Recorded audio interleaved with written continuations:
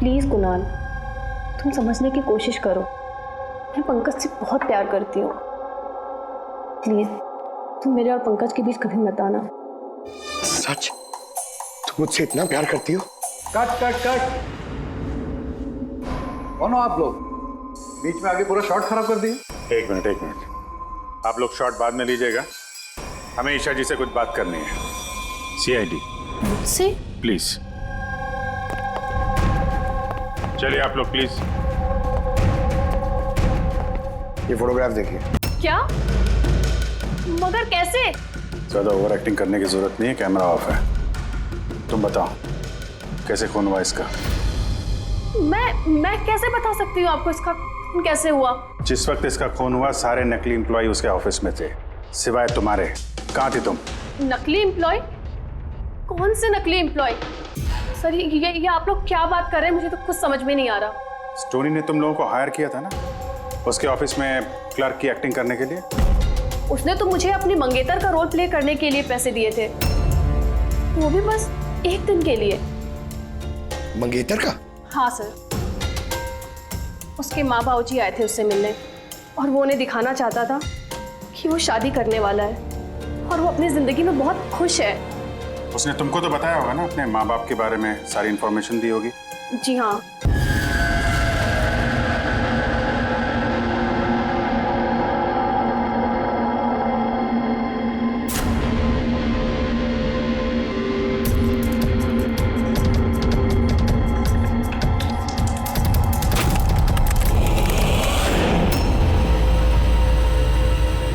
कौन है?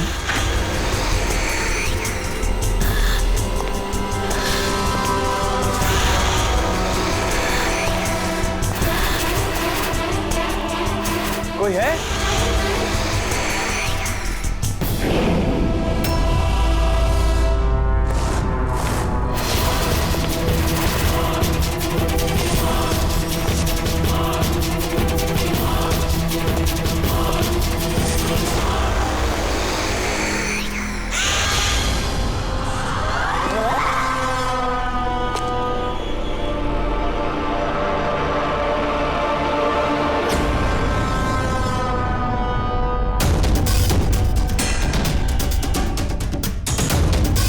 कौन है वहाँ?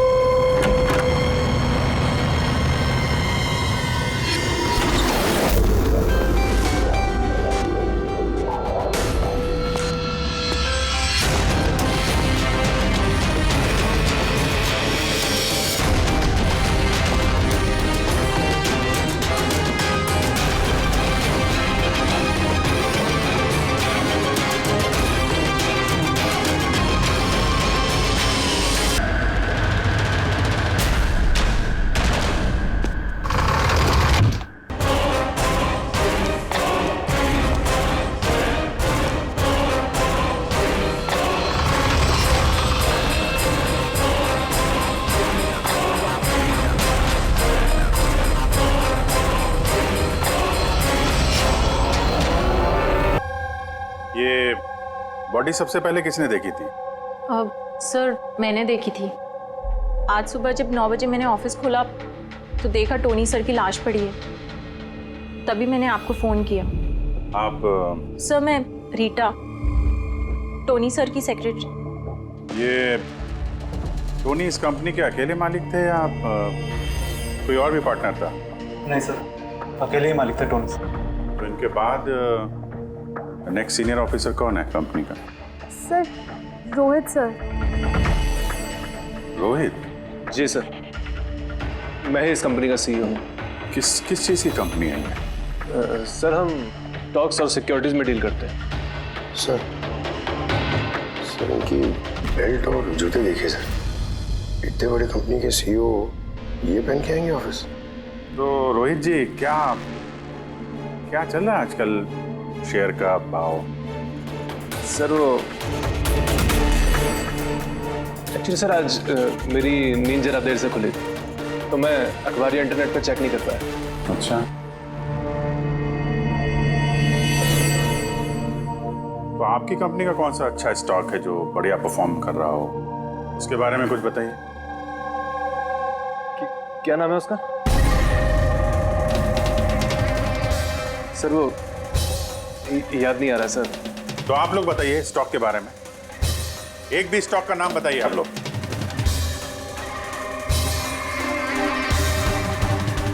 क्या हो क्या रहा है यहाँ पे? सर सच में तो हम में से कोई भी यहाँ पे काम नहीं करता है। काम नहीं करता? क्या मतलब क्या है? मतलब सर हम सब लोग एक्टर्स हैं। मगर ये तो फाइनेंस कंपनी है, इसका फिल्मों से क्या लेना देना? सर फाइनेंस कंपनी तो सिर्फ नाम की है, यहाँ पर सर कोई काम नहीं करता। हम एक्टर को सिर्फ इसलिए रखा है ताकि हम यहाँ काम करने की एक्टिंग कर सकें। एक्चुअली सर टोनी सर से मिलने दिन में बहुत सारे क्लाइंट्स आते थे। हमारा काम बस इतना होता था कि उन्हें दिखाना कि ऑफिस में बहुत काम हो रहा है। ये टोनी क्या काम करता था? किस चीज़ की मीटिंग होती थी यहाँ पे? सर उनकी जो भी मीटिंग्स होती थी वो उनके केबिन के अंदर होती थी। अब वो क्लाइंट्स के साथ क्या बातें करते थे वो हम में से किसी को नहीं पता सर। और कब से चल रहा है ये सब? सर पिछले 2 हफ्ते से। कमाल है, एक नकली कंपनी जहाँ पे नकली काम होता था उसके मालिक का खून हो जाता है। समझना पड़ेगा एग्जैक्टली यहाँ पे हुआ क्या था। तो यहाँ पे टोनी को पहली गोली लगी है। अगर उसे गोली यहाँ लगी है तो वहां उसे भाग जाना चाहिए था, वो तो एग्जिट है। वो वापस ऑफिस के अंदर क्यों गया? शायद खूनी इस तरफ होगा, बचने के लिए इधर भागा होगा। ये हैंडल पे भी खून है, वहां से अंदर आया और फिर वहां पे लेके गया उसको जहां पे खून हुआ। ब्लड ट्रेल इधर भी है। सर ये यहाँ देखिए, लगता है यहाँ पे छुप के बैठा होगा बचने के लिए। और खूनी आया, उसके बाद उसको वहां ले गया जहां पे उसकी मौत हो गई। सर वो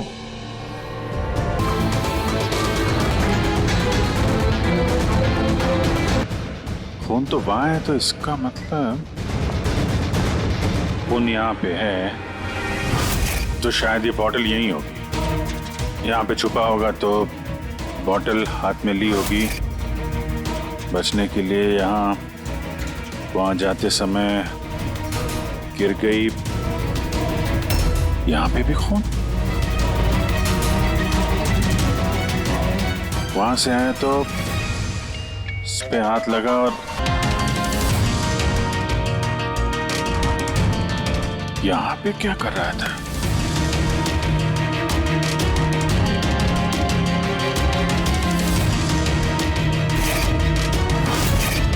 यहाँ पे पंजे का निशान है, यहाँ भी खून है, यहाँ भी पंजे का निशान है। कुछ पकड़ रहा था या फिर? अरे क्या? ठीक हो? हाँ सर। गन छुपा के रखी है अंदर, शायद इसी को ढूंढने आया होगा, लेकिन इसके पहले गन तक पहुंचता खूनी पहुंच गया इसके। मगर सर ये ऑफिस में उसने गन क्यों छुपा के रखी? ऑब्वियसली उसकी जान को खतरा होगा। इतना गड़बड़ घोटाला करके रखा हुआ था यहाँ पे, एक्टर्स लोगों को हायर करके रखा था। पता नहीं कितने दुश्मन होंगे इसके। ये डायरी भी।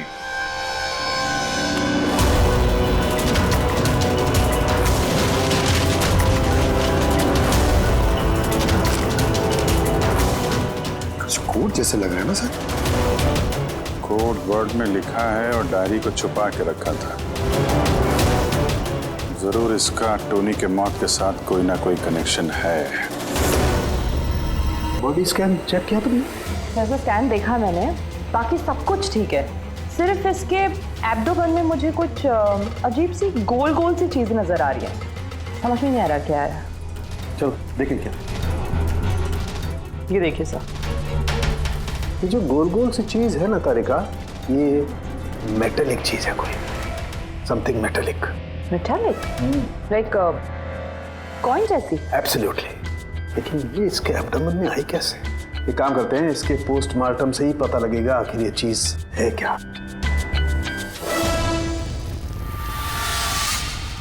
यस के टोनी के पेट में से ये 5 सिक्के निकले। बॉस, मैंने इन सिक्कों के बारे में पता लगाया। ये सिक्के किसी भी देश की ऑफिशियल करेंसी नहीं है। मगर सर, कोई अपनी मर्जी से ये सिक्के क्यों खाएगा? शायद खूनी ने टॉर्चर करने के इरादे से टोनी को मजबूर किया होगा ये सिक्के निकलने के लिए। कोई ना कोई कनेक्शन तो है इस सिक्कों का इस केस के साथ। ये जो टोनी के नकली एम्प्लॉइज हैं, इनसे पूछते हैं। तो बताइए, आप में से किसने ये कॉइन्स देखे टोनी के पास? नहीं सर, किसी ने नहीं। सर याद कीजिए, जोर डालिए अपने दिमाग पर, बताइए। टोनी का फोन किसने किया? आप दोनों को? मैं दीनानाथ और ये शेखर। मैंने यहाँ फोन किया था। ऑफिस जाकर पता चला कि टोनी का खून हो गया। आप लोग कैसे जानते हैं टोनी को? मैं उससे सेट कॉइन्स खरीदता था। Set coins? जी। ये है क्या एग्जैक्टली? सेटकॉइन एक ऑनलाइन करेंसी है। इसका व्यापार ऑनलाइन यानी इंटरनेट पे होता है। जैसे गोल्ड में और शेयर मार्केट में लोग इन्वेस्ट करते हैं, वैसे इसमें भी करते हैं। बस अंतर यह है कि ये फिजिकल फॉर्म में नहीं होता, गोल्ड कॉइन की तरह, है ना? नहीं सर, होता है ना, जैसे गोल्ड कॉइन होता है ना, वैसे ये कॉइन भी बाजार में मिलता है।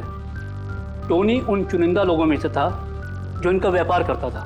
एक मिनट दीनानाथ जी, क्या ऐसी कॉइन्स आपने खरीदी थी टोनी से? हाँ सर, मैंने ऐसे ही 10 कॉइन्स खरीदे थे और एक कॉइन की कीमत 3 लाख रुपए थी।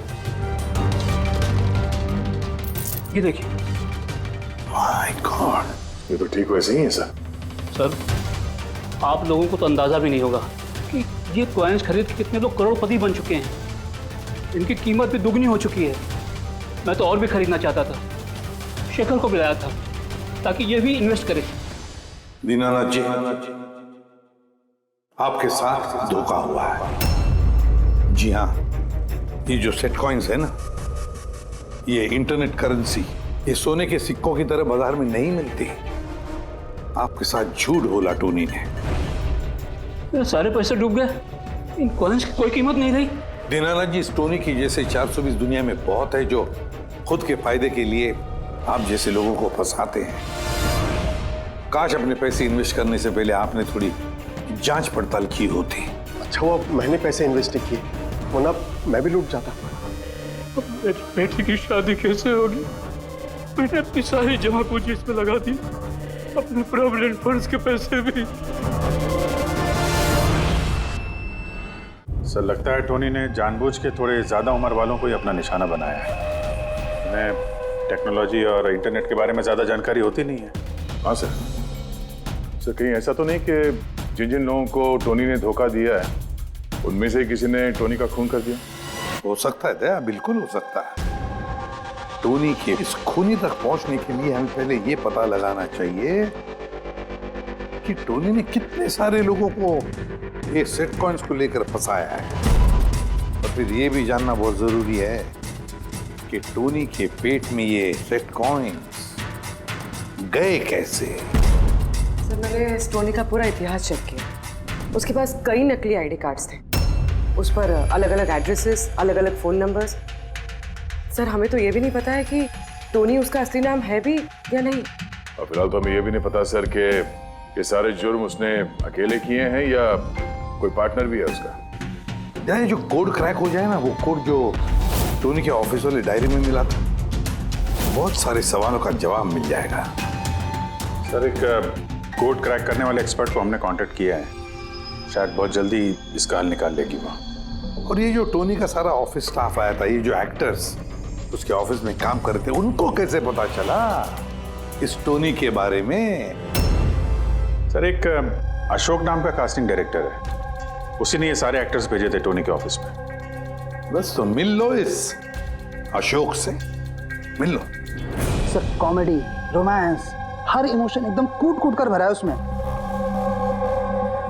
क्या नहीं चलेगा? अच्छा ठीक है सर, मुझे थोड़ा टाइम दीजिए, मैं भी भेजता हूँ। ठीक है सर, ठीक है। अरे अशोक जी, मेरी फोटो भेज दीजिए ना। एक्शन, कॉमेडी, रोमांस, सब में नंबर 1 हूं मैं। देखो भाई, तुम हीरो तो बन नहीं सकते, एक कॉमेडियन का रोल है, करोगे? कॉमेडी? और हाँ, तुम्हारे चेहरे में मुझे एक कशिश दिखती है। एक आर्ट फिल्म के लिए मेरी बात चल रही है, तुम एक काम करो, एक ऑडिशन दे दो उसके लिए। अच्छा, क्या रोल क्या है? रोल एक पुलिस वाले का है। अरे ये तो मेरे बाएं हाथ का खेल है। पुलिस वाले का रोल करने का तो बड़ा एक्सपीरियंस है मुझे। एक्सपीरियंस है पुलिस वाले के रोल का? अरे रोज ही पुलिस वाले का रोल करते हैं। आप ये देखिए, ये सीआईडी असली है क्या? असली है, और जिस जेल में तुझे लेके जाएंगे ना, वो भी असली है। जेल? अब बजी दिमाग की घंटी। नहीं, कौन है ये? कौन है ये? हा? इसको एक्टर सप्लाई किए थे ना तूने ऑफिस में काम करने की, एक्टिंग करने के लिए, भूल गया तू? सर आपको जरूर कोई गलतफहमी हुई है। देख, सीआईडी के सामने एक्टिंग करेगा ना तो बहुत भारी पड़ेगा तुझे। यही 11 एक्टर भेजे थे ना तुमने टोनी के पास? हाँ याद आया, भेजा था मैंने, लेकिन सर काम करने की, एक्टिंग के लिए नहीं भेजे थे, बल्कि टोनी ने मुझसे ये कहा था कि वो एक शॉर्ट फिल्म बना रहा है और उसको कुछ स्ट्रगलिंग एक्टर चाहिए।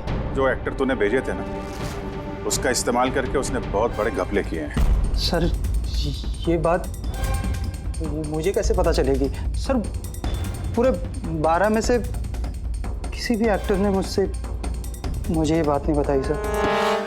12? सर उसकी ऑफिस में तो 11 लोग थे, ये 12वां कहां से आ गया? अच्छा, वो जो एक्टर भेजे थे उनकी लिस्ट दिखाना जरा। जी सर।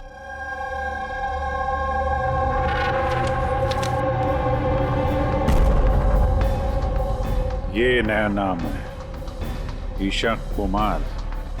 ये नहीं थी उस वक्त वहां पे, ये कहां गायब हो गई? सर इस केस में सवाल ज्यादा है, जवाब कम है, और वो कोड भी क्रैक नहीं हुआ अभी तक। सर रीना जी, आपने हमें यहाँ टोनी के घर पे क्यों बुलाया? और वो उन कोड्स का हल निकाल पाई या नहीं? काफी टेढ़ा कोड है सर, बिना साइफर के हल निकाल पाना नामुमकिन है। साइफर?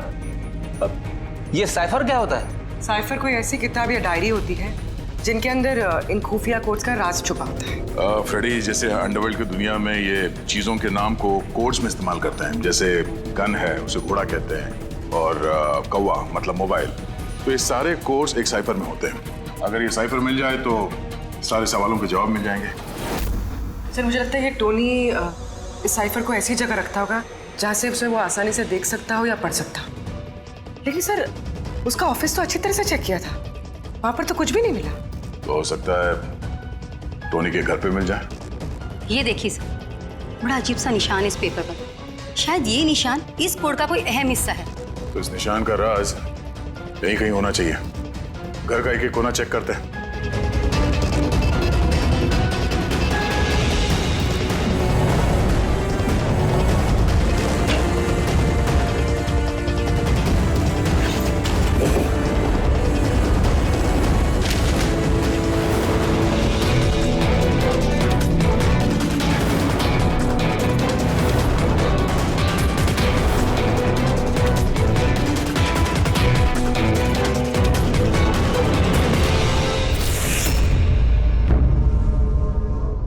जी, ये देखिए, इस किताब में भी ठीक वैसा ही निशान है।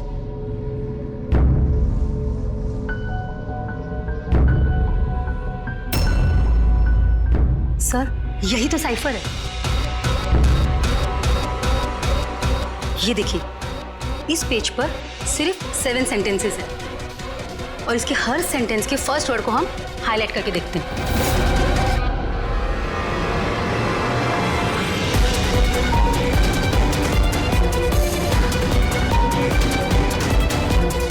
ये सीजर का क्या होता है? जूलियस सीजर का नाम तो सुना होगा ना? हाँ। लगता है उसके जमाने का कोई पुराना कोड है। तो यहाँ ये सीजर के आगे जी भी तो है। यही तो मालूम करना है कि कौन से सीजर साइफर का इस्तेमाल हुआ है। मान लो ए अगर जी है और बी अगर एच है तो A to Z कुछ इस तरह दिखेगा। ये देखिए।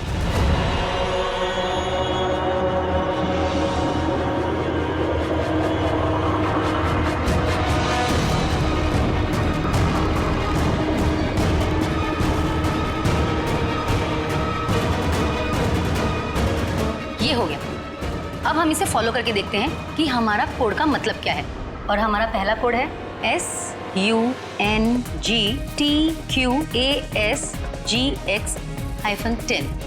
अब हम इसे मैच करके देखते हैं। SMUONHAN।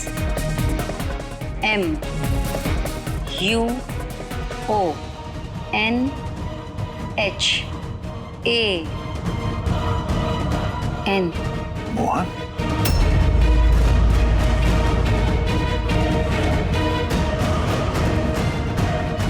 आपके पहले कोड का मतलब है मोहन कुमार 10। सर, इस मोहन कुमार नाम का तो कोई आदमी है ही नहीं इस केस में। अगर है ना तो ढूंढना पड़ेगा। ये बाकी के सारे जो कोड हैं उनको भी डिकोड करते हैं। प्लीज कुणाल, तुम समझने की कोशिश करो। मैं पंकज से बहुत प्यार करती हूँ। प्लीज तुम मेरे और पंकज के बीच कभी मत आना। सच? तुम मुझसे इतना प्यार करती हो? Cut cut cut. कौन हो आप लोग? बीच में आगे पूरा शॉट खराब कर दिए। एक मिनट। आप लोग शॉट बाद में लीजिएगा, हमें ईशा जी से कुछ बात करनी है। CID मुझसे? प्लीज चलिए आप लोग प्लीज। ये फोटोग्राफ देखिए। क्या? मगर कैसे? ज्यादा ओवर एक्टिंग करने की जरूरत नहीं है, कैमरा ऑफ है। तुम बताओ कैसे खून हुआ इसका? मैं कैसे बता सकती हूँ आपको इसका खून कैसे हुआ? जिस वक्त इसका खून हुआ सारे नकली एम्प्लॉय उसके ऑफिस में थे, सिवाय तुम्हारे। कहाँ थी तुम? नकली एम्प्लॉय? कौन से नकली एम्प्लॉय? सर ये आप लोग क्या बात कर रहे हैं? मुझे तो कुछ समझ में नहीं आ रहा। टोनी ने तुम लोगों को हायर किया था ना उसके ऑफिस में क्लर्क की एक्टिंग करने के लिए। उसने तो मुझे अपनी मंगेतर का रोल प्ले करने के लिए पैसे दिए थे, वो भी बस एक दिन के लिए। मंगेतर का? हाँ सर, उसके माँ बाबूजी आए थे उससे मिलने और वो उन्हें दिखाना चाहता था कि वो शादी करने वाला है और वो अपनी जिंदगी में बहुत खुश है। उसने तुमको तो बताया होगा ना अपने माँ बाप के बारे में, सारी इन्फॉर्मेशन दी होगी। जी हाँ, बहुत कुछ बताया था ताकि कुछ गड़बड़ ना हो जाए और मुझे याद रहे कब कौन से डायलॉग बोलने हैं। उसके माँ बाप के बारे में जितनी भी इंफॉर्मेशन है तुम्हारे पास, एक एक चीज सब हमें बताओ। Thank you sir. Codes decode हुए हैं। हर कोड से एक नाम मिला है और नाम के आगे एक नंबर। जरूर ये वो लोग हैं जिनको टोनी ने सेट कॉइन्स बेचे थे, और ये नाम के आगे जो नंबर है इसका मतलब है किसके पास कितने सेट कॉइन्स हैं। जैसे ये मोहन ने ये 10 सेट कॉइन्स खरीदे थे, चिराग 6, विजय कुमार 8, एक्सेट्रा एक्सेट्रा। मतलब खूनी इनमें से ही कोई एक है? लगता तो ऐसे ही है। इन सारे बारातियों को ब्यूरो में बुलाओ सेट कॉइन्स के साथ। सर, मैंने टोनी को नहीं मारा। आपने मुझे बताया तब तो मुझे पता चला कि टोनी का मर्डर हो गया। कल रात तुम कहाँ थे? कल रात मेरे सर में दर्द था तो मैं कल रात 10 बजे ही सो गया था सर। अच्छा, और कौन है आपके घर में? मेरे घर में बस मैं हूँ सर, और मेरा एक बेटा है जो विदेश में नौकरी करता है।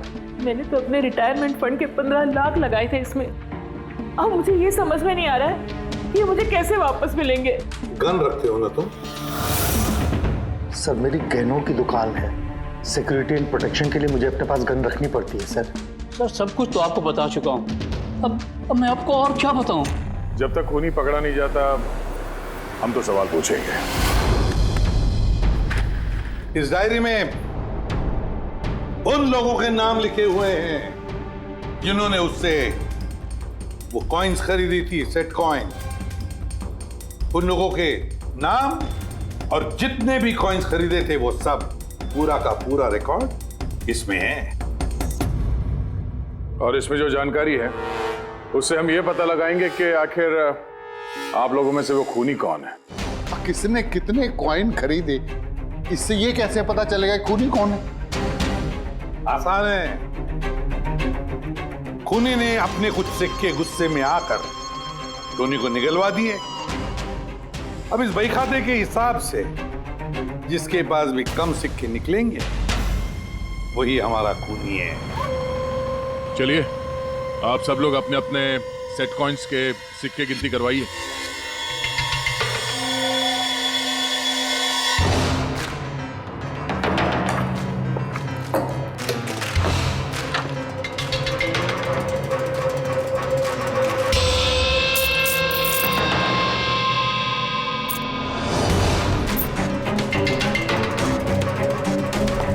सर, सारे के सारे कॉइन्स हैं, एक भी कम नहीं। कोई भी कम नहीं? ये कैसे हो सकता है? अब तो यकीन हो गया ना आप लोग को कि हम निर्दोष हैं। अब ये क्या कहानी है सर? अगर ये सारे निर्दोष हैं तो फिर गुनहगार कौन है? ये तो अब टोनी के माता पिता ही बताएंगे। नहीं, ये नहीं हो सकता। हमारा बेटा नहीं मर सकता सर। आपको जरूर कोई गलतफहमी हुई है। हमारा बेटा तो अपने ईमान का इतना पक्का था कि वो किसी का 1 रुपया भी ना ले, और आप कह रहे हो उसने लोगों को ठगाया। मैं जानता हूं ये किसी भी माँ बाप के लिए सुनना आसान नहीं है, पर क्या टोनी की किसी के साथ कोई दुश्मनी थी? हाल फिलहाल में कोई लड़ाई झगड़ा हुआ हो? कैसा झगड़ा सर? वो तो इतना बिजी रहता था कि उसे हमसे मिलने का भी समय नहीं होता था। 3-3, 4-4 महीने बाद घर आता था वो। मिलने नहीं आता था? मतलब कि उसने कई जगह पर अपने ऑफिस खोल रखी थी। कहाँ और कहाँ पे ऑफिस था इसका? दिल्ली, पुणे। जिस शहर में ये टोनी रहा है कुछ ना कुछ घपला तो जरूर किया होगा उसने। कुंडली निकालो इसके पिछली जिंदगी की। सर, हाँ सर, दिल्ली और पुणे के police officers video conference call पे। गुड।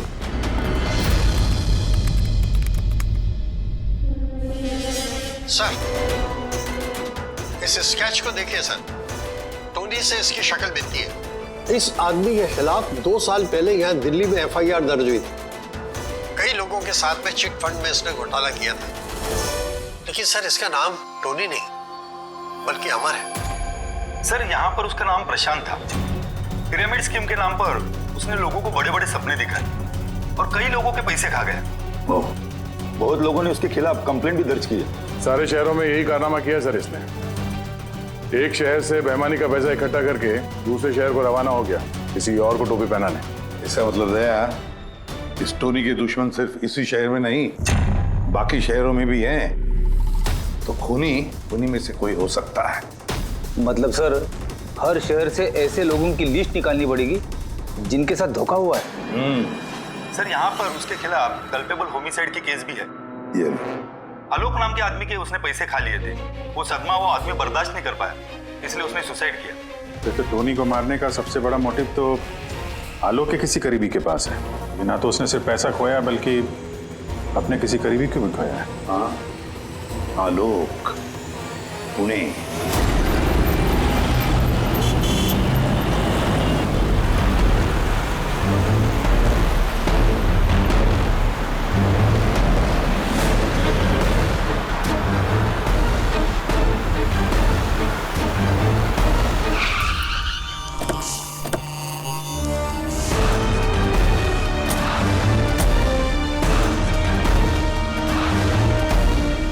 लगता है आलोक की बीवी सरिता घर पे नहीं है सर। हाँ गया, आज सुबह से नहीं है। आज का पेपर और दूध। पंकज सर, जाके जरा पड़ोसियों से पूछताछ करो। Excuse me. जी, मैं ऑफिसर पंकज हूँ, CID मुंबई से। हेलो सर, मैं पूनम। हेलो, ये सरिता यहाँ रहती हैं? ये हाँ, कहीं हाँ। गई हुई है बाहर, आपको पता है? वो तो नहीं पता। क्यों, कोई प्रॉब्लम हो गई है? इनके घर की कोई एक्स्ट्रा चाबी होगी आपके पास? सर, हाँ, ये पूनम जी हैं, सरिता की नेबर।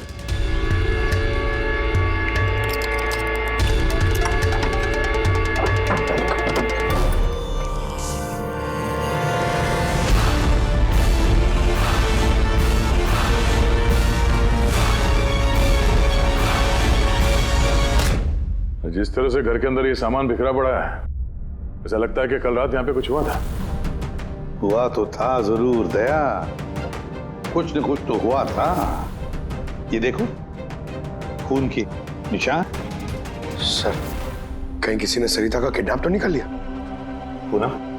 हाँ सर। सरिता को आखिरी बार कब देखा था तुमने? सर, रात के 2 बजे जब मैं नाइट शिफ्ट से घर वापस आई।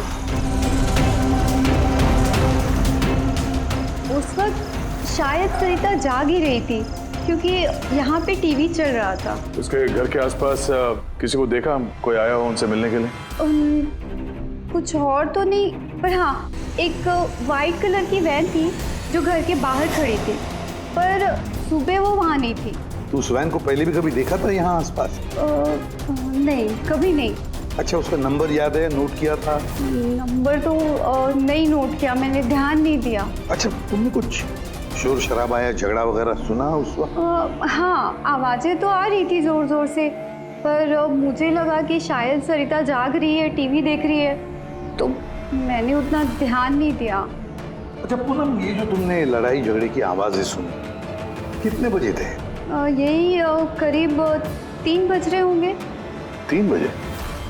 तो सरिता का किडनैपिंग 3 बजे हुआ था।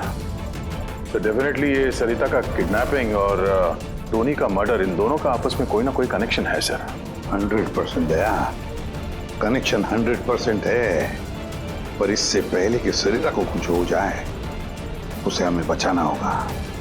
और पंकज सर, ये व्हाइट वैन, सफेद वैन जो पूनम ने अभी अभी बताया, उस वैन की पूरी इंफॉर्मेशन चाहिए हमें, पूरी की पूरी इंफॉर्मेशन।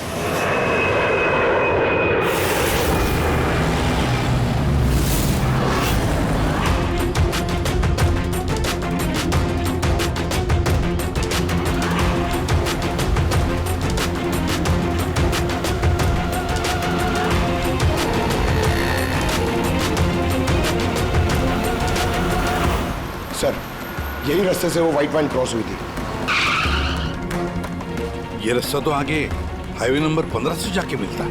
कहीं ऐसा तो नहीं कि किडनैपर्स इस सरिता को शहर से बाहर ले गए हो? सर नहीं सर, क्योंकि वो आगे जो टोल नाका है उसमें गाड़ी क्रॉस नहीं हुई है। तो फिर जरूर किडनैपर ने सरिता को टोल नाका और सिग्नल के बीच में कहीं छुपा के रखा।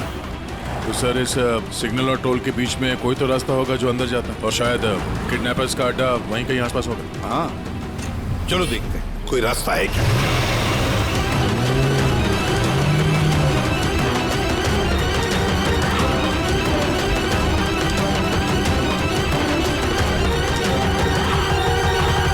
सर, ये एक रास्ता है जो अंदर जाता है। चलो देखते हैं।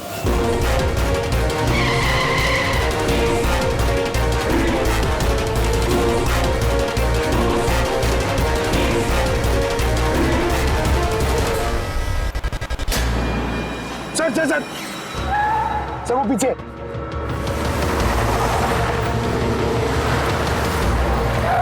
ये देखिए सर।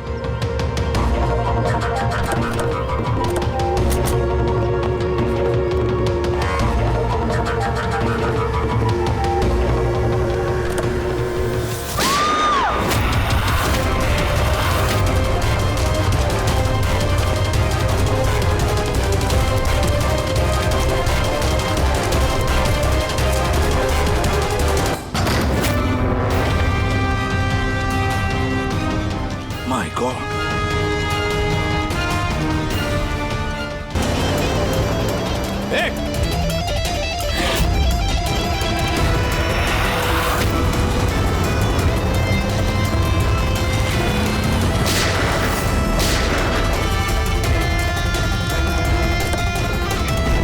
सर, एम्बुलेंस आ रही है। सरिता, ये बताओ किसने किया ये सब? उसने मेरी आंखों में पट्टी बांध रखी थी, इसलिए उसका चेहरा भी नहीं देख पाई मैं। नहीं सर, निकल गया। गाड़ी का टायर पंचर करके गया वो। क्यों किया होगा ये सब उसने? सर उसको मेरे पति आलोक का फाइनेंशियल रिकॉर्ड चाहिए था, पता नहीं क्यों। पर तुम्हारे पति आलोक अब इस दुनिया में नहीं रहे ना? हाँ सर, उन्होंने आत्महत्या कर ली थी क्योंकि किसी फ्रॉड ने उन्हें धोखे से लाखों रुपए लूट लिए। पर वो पैसे भी उनके नहीं थे सर, उन्होंने किसी से कर्जा लिया था, पर कर्जा ना चुकाने की वजह से उन्होंने सुसाइड कर ली सर। अब ये क्या चक्कर है सर? ये किडनैपर को आलोक के फाइनेंशियल रिकॉर्ड्स में इतनी दिलचस्पी क्यों होने लगी? पंकज, इस किडनैपर को दिलचस्पी इसलिए कि मुझे तो लगता है कि ये किडनैपर, ये खूनी भी वही है जिसने आलोक को पैसे दिए थे। अब जैसे उसे पता चला कि आलोक इस दुनिया में नहीं रहा तो प्रॉब्लम आया, पैसे वसूल किससे करे। उसे पता चला कि आलोक का सारा पैसा टोनी के पास है, तो उसने टोनी को खत्म कर दिया और फिर खुद पर इल्जाम ना आए सारे सबूत मिटाने के लिए उसने सरिता को फोन किया और उसे पूछा कि आलोक का सारा फाइनेंशियल रिकॉर्ड कहां पर है। कौन हो सकता है ये? सरिता सर, एक काम कर सकती हो? हाँ सर। आलोक की फाइनेंशियल रिकॉर्ड्स हमें दे सकती हो? माय गॉड, यार ये मुजरिम जो भी कोई है हमसे पहले यहाँ पहुंच गया और देखो लगता है सारे सबूत जलाकर राख करने की कोशिश की है उसने। बस सर उस कंप्यूटर के साथ कुछ करना दिया हो जिसमें आलोक के फाइनेंशियल रिकॉर्ड्स हैं। तो फिर देखो जरा कोई कंप्यूटर या लैपटॉप वगैरह मिलता है क्या? सर, हाँ लैपटॉप मिल गया। वंडरफुल। सर, आलोक फाइनेंशियल फाइल। गुड। अब इसकी फाइल ओपन करने की कोशिश करो, जरूर उसमें उसके कर्जदारों की लिस्ट मिलेगी हमें। खुल गया सर। इससे तो कई सारे लोगों से कर्जा लिया है सर, और सबसे ज्यादा कर्जा दिया है इस शेखर ने। शेखर? कहीं वही शेखर तो नहीं जो दीनानाथ के साथ हमसे मिलने आया था? मैं दीनानाथ, ये शेखर। हाँ सर वही है। तो विद्या, शेखर का पिंजरे में जाने का वक्त आ गया। वो सफेद वैन तो मिल गई सर, पर शेखर का अभी तक कुछ पता नहीं चल पाया। सर शेखर भले ही खून करके भाग गया हो लेकिन ज्यादा दूर नहीं जा पाएगा। फिर भी कुछ ना कुछ तो गड़बड़ जरूर है इस केस में, पता नहीं क्यों लेकिन सही नहीं लग रहा है मुझे। क्या हुआ सर, आपको कुछ और लग रहा है क्या? अभिजीत जरा सोचो, ये सरिता का किडनैप होना, उसके बाद में हमें बड़े आसानी से वो सफेद वैन मिलना लावारिस पड़ी हुई, उसके बाद में आलोक की फाइनेंशियल रिकॉर्ड जिसमें शेखर का भी नाम है वो भी बड़ी आसानी से मिले हमें। हाँ सर, वो फाइनेंशियल रिकॉर्ड लैपटॉप के डेस्कटॉप पे था। यही तो मैं कह रहा हूँ दया, गड़बड़ है। हालांकि ये ऐसे फाइनेंशियल रिकॉर्ड्स अलग से फोल्डर में होने चाहिए, पासवर्ड प्रोटेक्टेड होने चाहिए ना। सर लेकिन अगर हमें वो सुराग मिल रहे हैं तो ये तो अच्छी बात है ना। नहीं पंकज, हमें सुराग मिल नहीं रहे हैं, सुराग हमें दिए जा रहे हैं एक के बाद एक, एक के बाद एक। इसीलिए तो मैं कह रहा हूँ ना, गड़बड़ है, कुछ ना कुछ तो गड़बड़ जरूर है। हमें गुमराह करने की कोशिश हो रही है। टोनी के बारे में आपको जो कुछ भी याद है जरा डिटेल में बताइए। बात करने में, लोगों को बड़े से बड़े सपने दिखाने में बहुत अच्छा था ये टोनी। ऐसे किसी से घुल मिल जाता था केवल 2 मिनट में कि जैसे आपको लगे कि दुनिया में उससे अच्छा आपका कोई दोस्त है ही नहीं। और हाँ सर, आलीशान पार्टीज वगैरह रखी थी उसने अपने इन्वेस्टर्स के लिए। उन पार्टीज की तस्वीरें हैं आपके पास? सर, हाँ सर, पूर्वी ने ये फोटो भेजी है, सस्पेक्ट के घर से मिली है। अच्छा, तो ये है वो इस पूरे खेल के पीछे। मतलब शेखर भी इसी के कब्जे में होगा सर? इसका फोन ट्रैक करो, शेखर की जान को खतरा है, शेखर को बचाना होगा।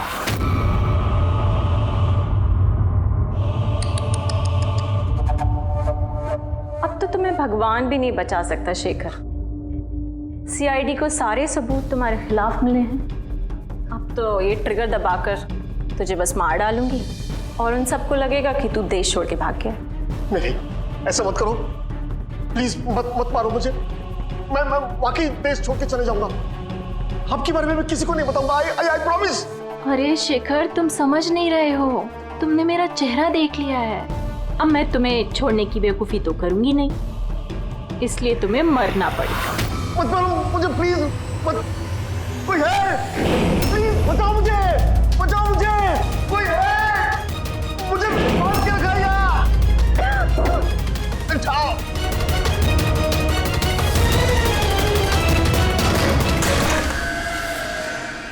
उठ उठ।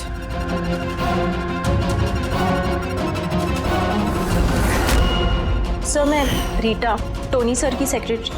तुम्हारा चेहरा तो हमने भी देख लिया था मिस रीटा।